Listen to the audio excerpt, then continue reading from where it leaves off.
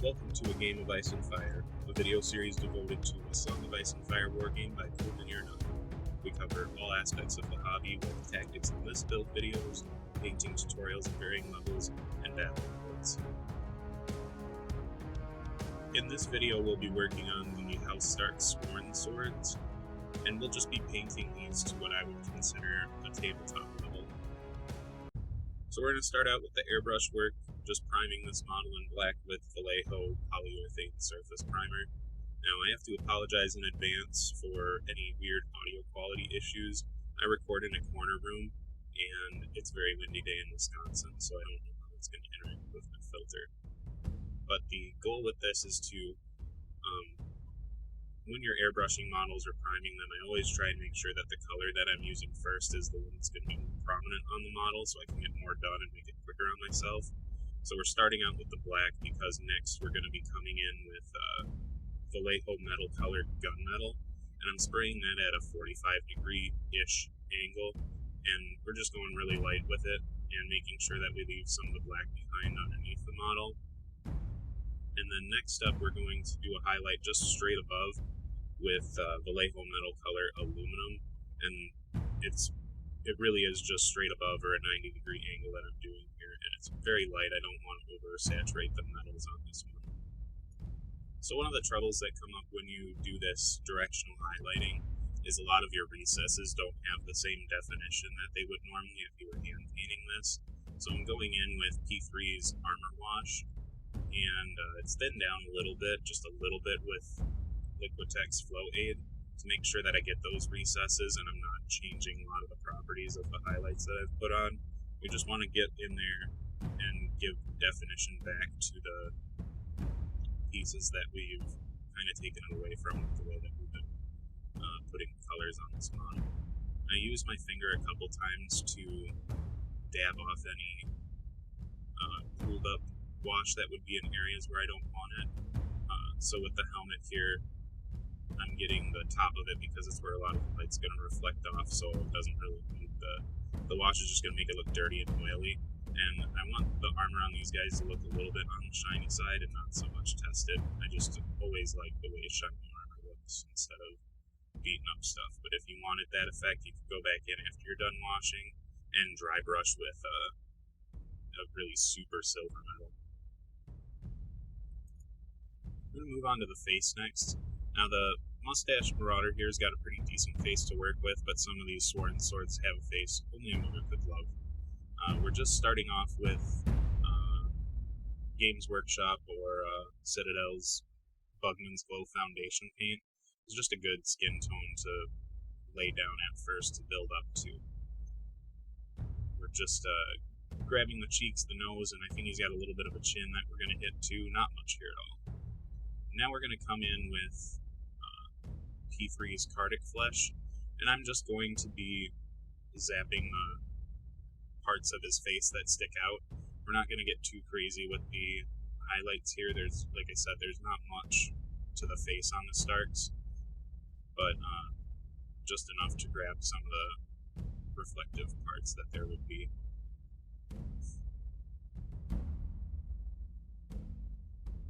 Now, while I was painting, I made a mistake and put the paint too deep into the recesses. So now I'm coming in with a mix of Reichman Flesh Shade and Agrax Earth Shade, and just washing it in to get those recesses to look recessed again. And then I'm just skipping straight to Resurrection Flesh from Scale 7.5, just to catch the edges here. Now I flatten my brush out a lot on the bottle that I use as a holder, and that just makes sure that I can put the paint accurately where I want it. And this brush is more responsive to getting flattened than kind of rolling into it. So now we're going in with the tabard color, and I chose to go more on the gray-blue side than the white side. It seems like you can really do them two different ways in terms of like what the Stark colors normally are. So the color I've chosen to start with is Shadow Gray or Somber Gray from Games Workshop, but Vallejo Game Color. And there was a little bit of a shift in the light there. I think my recording equipment or my recording program must have some kind of weird auto color correct thing that I need to research, but that hopefully doesn't happen in the future.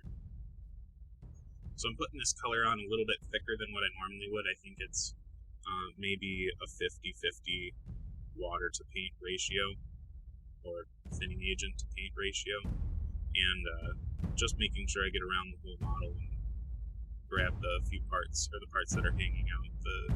This is probably the more finicky part of painting the CMON swords, or at least the part you're going to spend the most time on if you go with this airbrush style of getting the colors put down.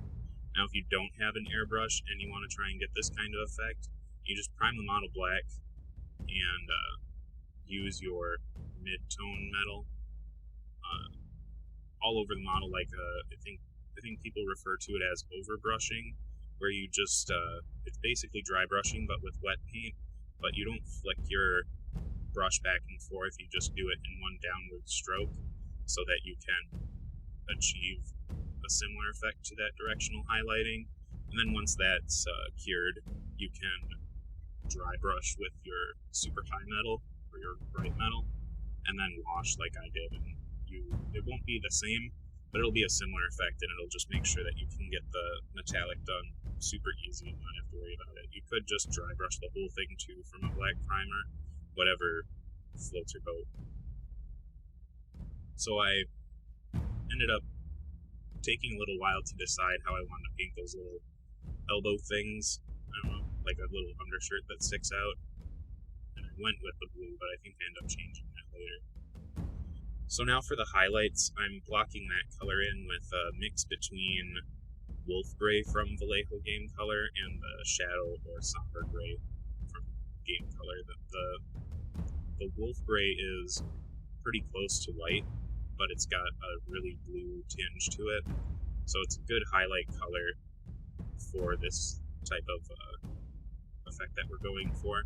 I like the pale white that the starts use, or that the artwork for the card has, but I think that using this blue-gray gives the model a little bit more visual interest with some of the other colors that we'll be putting on here. If this were just white with the silver metal being so prominent on the model, it would get really washed out, and there wouldn't be a whole lot that you can do to build up contrast. And that's one of the things that I try to aim for when I'm painting, is I like to have my models pop out a little bit, and the best way to do that is to try and use your colors to create some kind of contrast with them. So now this is, after I did it, I feel like it's a little bit of a mistake, but I went straight to the Wolf Gray highlights on this model, and that color, when it goes on wet, it's really stark, like it stands out a lot, but as it dries up it calms down a little, but it just didn't calm down quite enough for me. So you can fix that by either thinning it down a little bit more than what I did here, which I did a 50-50 split on thinner versus paint, or you could just mix in a little bit more Wolf Gray into that Wolf Gray Somber Gray mix that we did for the second highlight, or the first highlight, whatever you want to stack it. But it doesn't turn out too bad. The thing that works here, that's working with me here, is that on the table, those stark highlights aren't going to be extremely noticeable.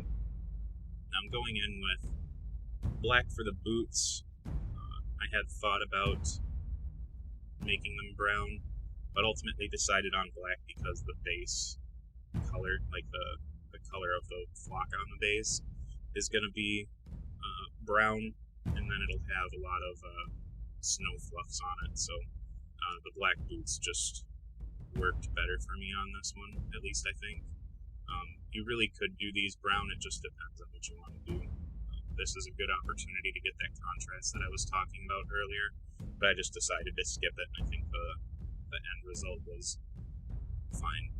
So now we're getting the raised wolf on the metal shield, and it's really tough to explain how to do this, but it really is just putting your brush on the model very lightly and waiting until the color starts flowing onto them to make sure that you can keep it tight and accurate.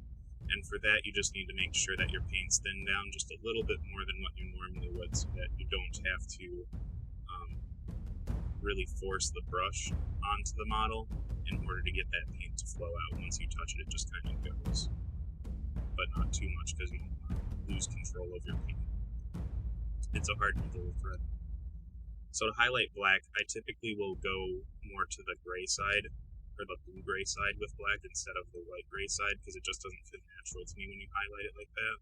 So this is taking some of that shadow gray that we had used earlier, or somber gray, and mixing it with the black to get the highlights on the boots. I don't highlight black up too high unless I'm going for some kind of really crazy extreme effect, but just a little bit of a highlight still communicates the idea that there's light bouncing off of it, but that it is black and not gray. So now I'm going in with the base coat for all the brown leather pieces. I did keep it pretty consistent with the leather pieces here. There's no variation in the color on them. And this is where I'm getting some of that contrast that we were talking about. So the blue, or the tabard color, that grayish blue, sits really nicely with the brown, since they're both kind of, they just look well, they look good together. It's like that blue and orange relationship, but those tones are just shifted a little bit, being that brown is more dark and then the blue gets a little bit further away from blue. I'm not the greatest person when it comes to trying to get an explanation of color theory, but I know it exists and I know some of the basics of it, so I just try to utilize that here in trying to build up something to make that model stand out a bit more. Now in the future I might go back and actually, once the basing's all finished, I might look at turning the boots brown if there's not enough contrast on there, because this model is very simple. When it comes to like baseline grunt troops, it's really nice that they made them like this, because they're just, you can plow through them really easy. So I'm going back and fixing that undershirt problem that I had with the upper part of the model, but I also made the mistake of pushing that down to the boots. So now it looks like he's wearing leather long underwear, when I think that little flare at the top is just part of the boot, and I think I ended up turning that black later. I also gave them brown leather gloves. I just, for no particular reason, I'm sure you could do them in flesh tone if you want them fighting barehanded, but I just gave them a little bit of extra protection. We're just going to reestablish, or just going over with the brown. We're going to turn his mustache brown too, and we're just really touching that on the tip of the mustache. We don't want to jam the color in there so much that we lose the mustache or have to go back in and fix the face. So once again, I'm flattening my brush because this brush is more. This brush is easier to flatten than it is to bring to a point, and that's just going to make it easier to do the mustache. So I still have yet to notice my leather long underwear problems and highlighting the bottom flares. The flares don't have to be the same color as the boots. You could just say that they're being turned inside out. So the world is your oyster when it comes to making choices, but I do like to keep my miniatures a little bit on the consistent side. So even though I'm highlighting the boot here, I wouldn't suggest it. I just paint black and call it good. I mean, ultimately you can do what you want. I'm not trying to say that I know better than you, but this is what I'm doing. So the color that I'm highlighting with here while I went on the mini rant was, or this is the Beastie Brown from Vallejo Game Color. The base color, which I still can't believe I forgot, is charred brown from Vallejo Game Color. Now I'm just going in to do the base. If you've watched the Humber video, there's nothing different from what I'm doing here. I'm taking an old chunky brush and just jamming in a mix between a department store brown and a department store black.